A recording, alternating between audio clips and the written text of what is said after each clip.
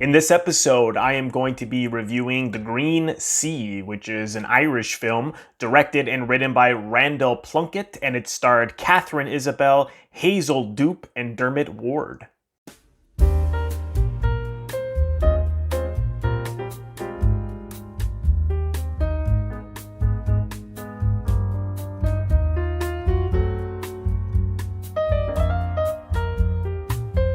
This is a debut feature from writer-director Randal Plunkett. He wrote to me on Facebook and we've chatted online. And this is the second occasion where I know that the director of a film I'm reviewing is going to see my review, which has happened once before with Canadian filmmaker Warren Sonata.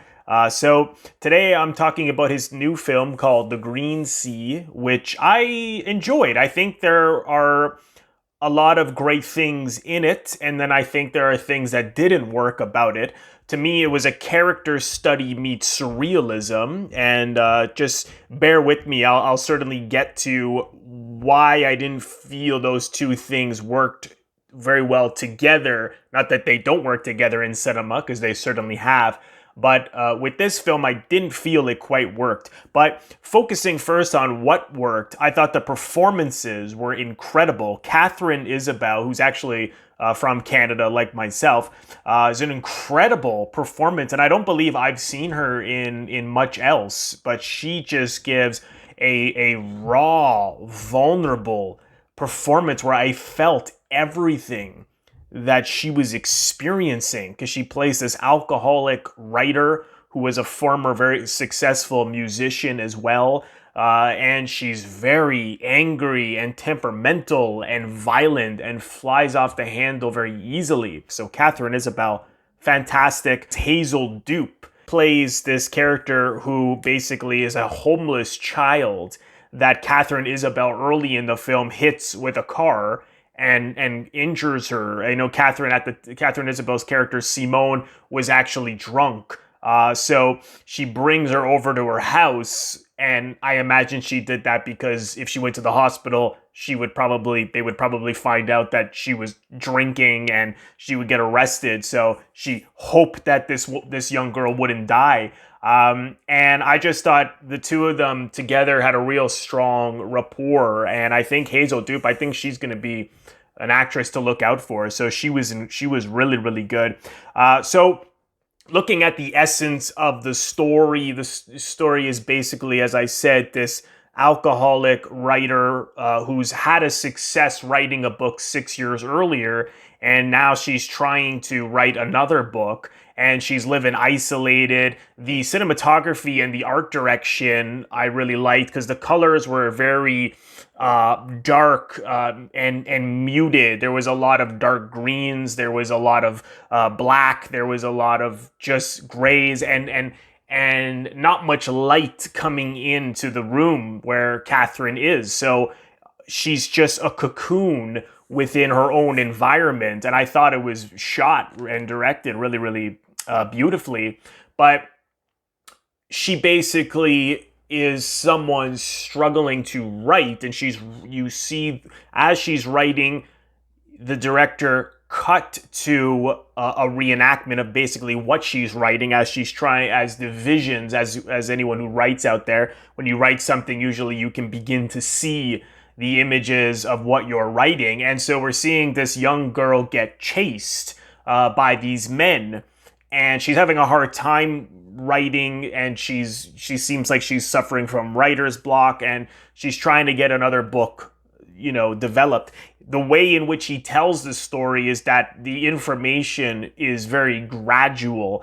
We don't know exactly why she's reclusive. We don't know why she's turned to drinking so much. We don't know why she flies off the handle so easily, particularly with Hazel Doupe, as the little girl later on, who comes over, as who she has sleep over, and then because her house is such a pigsty, in the morning, Hazel Doupe basically cleans the kitchen, and, Simone flies off the handle and throws her against the wall, and it very quickly cuts to a young girl basically being thrown a hand against her face up against the wall. So, I was getting the impression that was her, as a young girl. So as we're seeing these quick cuts to nightmares or visions, I was under the impression that, okay, she is someone who was abused herself, and maybe that's why now she's alcoholic and isolated and very angry, temperamental, abusive, flying off the handle. So what's interesting is that that's actually not the case. And as these fragments of visions and nightmares become full-blown realities in the end, we actually learn that she's the one who's very, very abusive, that she was married to someone who you think possibly she killed. I really shouldn't give out too much away, as I know that this is a fairly recent film, but me with my deep dive reviews, I have such a hard time not wanting to talk it all out. So if you haven't seen it yet, click off. But if you've seen it, please let me know what you think of what I'm saying, or if you also found that the fragment of the flashbacks, if you thought that the director was trying to say that she is the one being abused as a child and later found out that that's not the case. I'm curious if people also came to that conclusion. It's interesting the way our minds perceive information and then we draw conclusions, which later on in this story we find was false. So I thought that was interesting. I think perhaps it would have worked better for it to have been simplified more, because ultimately the essence of the story is that this young woman is trying to come to terms with the bad things that she's done with life, and she's trying to get over her alcoholism. And I think as a result of getting the information gradually, it was putting me in my head about who she was, as opposed to really just experiencing it. The emotional life, and I found I was thinking a lot in the film and even afterwards. And I think that has worked in certain films, like, for instance, Blow Up or The Conversation, but those films really center around the theme of how we can look at either a photograph or a crime and think we know what's happening, but really it's something else. Whereas I don't think that this film is really about that. I think it's really about this woman. And I would have preferred to have simplified it and gotten to know her more psychologically, purely. This also was part of the surrealist nature, because the young girl, Hazel Doupe, who's just called the Kid, you never even find out her name, the whole time in the film, she's appears as a person, as a human, and she's a homeless child, so you don't know where her family is, you don't know anything about her. Simone doesn't want to know anything about her. She's feeling as though she should help her, so I'm thinking there's a humanity in Simone. She wants to help this young girl. And then of course later on it becomes clearer that she's helping her because she had a daughter herself who she lost, which you find out at the end, and she was very heavily responsible for the accident that her daughter gets into. So it begins to make sense as to why she's bonding with someone who's the same age as her daughter. And but at the same time, she's very abusive towards this girl as well. And of course, that was very much how she was with her daughter. And every time she stops herself and tries not to be, and tries to be better. And gradually they bond, they connect, they get better. But what you find out, again, if you haven't seen this movie, click off, because I'm all spoilers.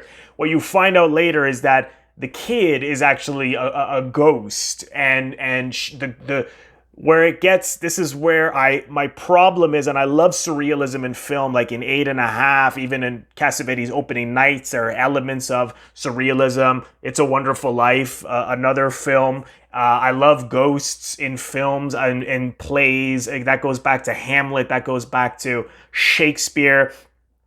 But I think where it succeeds in those films and that play Hamlet that I mentioned is that we know from the beginning that the characters who are ghosts, and the audience accepts that. Here we spend half of the film taking this film story in as a character study in a very pragmatic way, and then suddenly it goes into the surrealist nature where, and I think it's hard to, I'm not saying that a film can't succeed at combining genres or even halfway through going into a separate genre. For me, again, it's just I'm now being put in my head. I'm thinking, oh, this person's a ghost. And I'm thinking back, yes, that makes sense that she's a ghost because she didn't seem to even react to the fact that she was being abused. So she's there for a higher purpose, which was to help her. And she helps her, get off alcohol. And she's like this guardian angel. But again, it just put me in my head too much because I was finding that out really in the last 20 or 30 minutes of the film. So it just didn't quite work. She also had dreams, the ghost, and earlier, which you'll see later on, what those dreams add up to. And Simone accepts that she's a ghost, and she says she has to go.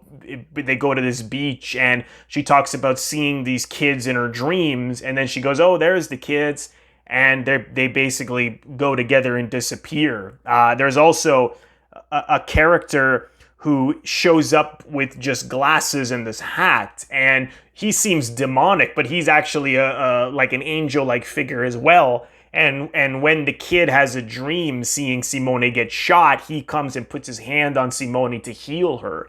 So and he even says that when he appears almost he's almost a combination of an angel, but also the Grim Reaper, because he says he's here to take the kid, and ultimately is because she served her purpose, and she has to go back, and she kind of disappears into the water as the children's approach.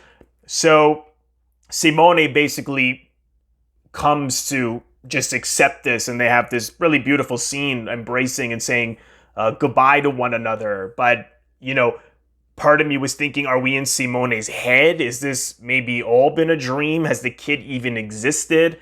And, she comes home and basically she's had writer's block, and this whole experience is what she turns into a book. For me, it was a little too plot heavy for my liking. I think that Randal had a really great central characters with real problems that I think he should have just directly explored.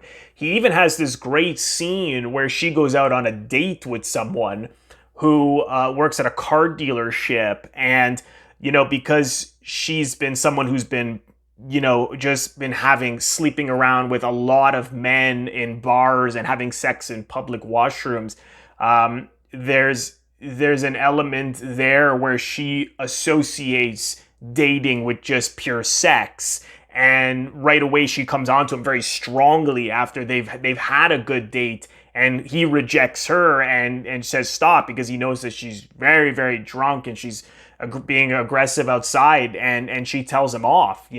What I also liked about this film is that what we largely see in films about abusive parents or abusive relationships, it is that it's the male who's the abuser, which in life is often the case as well, but occasionally it is the female. A different look at someone who can do that, who can even punch their husband and push their daughters, and here we have the woman doing that.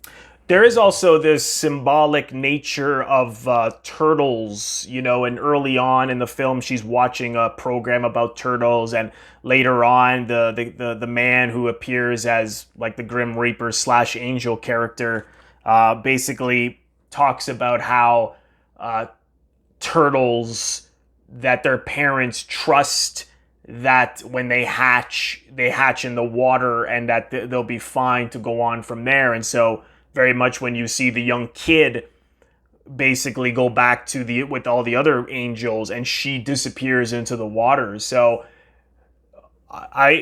there's almost like there's a connection between life and death, almost as if, because she goes to the gravestone later and puts a turtle on top of her daughter's grave.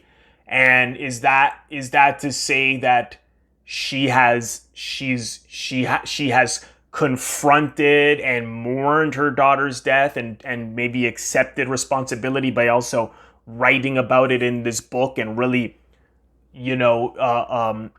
going through the remorse of being largely responsible for the death. So is that sort of like her own rebirth? It's a little confusing. It's not a metaphor that you can nail down easily, I find. So I'm grappling with that, but I think that's what ultimately that was the green turtle was a symbol of. Now, as you can see throughout this review, maybe is confusing, and I've been talking a lot about how the surrealist nature put me in my head as it mixed with the character study and some of the a little more heavy on plot. And there are other plot incidents that happen in the film that I didn't think were so necessary as well. I was finding myself when the film ended thinking about putting it together. Perhaps it's a film that will be a richer experience seeing it a second time, because now I've at least connected the dots to the plot and I can get more fully emotionally invested in the life of the characters. But it's hard to say. If I see it again, I may like it more, but it's certainly thought-provoking. I think it has a beautiful essence to the story. I just think that a more focused and simple character study with these great characters we have would have been a much more powerful, visceral, and emotional experience for the audience as opposed to a more intellectual experience. So Randal, I want to thank you for suggesting that I review your film. I hope that I was not too harsh. I come with a great deal of respect. I do recommend people see it because there's a lot in it that's great. So thank you so much. I want to thank everyone for watching this review. I have a Patreon membership if anyone's interested that explores Hitchcock, film noir, and cinema from all over the world. Go to patreon.com/Robert Bellissimo at the movies, and there are polls every single month that you can vote on. So you're part of the decision making of what I do on my Patreon. I do stuff on Italian cinema, all sorts of bonus content that is not on my YouTube channel or on the audio version of my podcast. The audio version of my podcast, for those of you listening to this right now, there isn't as many episodes on the audio version. There's a lot more on the YouTube channel. So if you're listening to this now and want to see or hear more, head over to the YouTube channel, youtube.com/Robert Bellissimo at the movies. And if this is your first time here, please consider subscribing to my YouTube channel by pressing the Robert Bellissimo at the movies that you will see floating above my head here to your top left. Just click on that and then click the bell in order to get a notification every time I release a new video or when I go live. Thanks so much, folks. I'll see you in the next episode.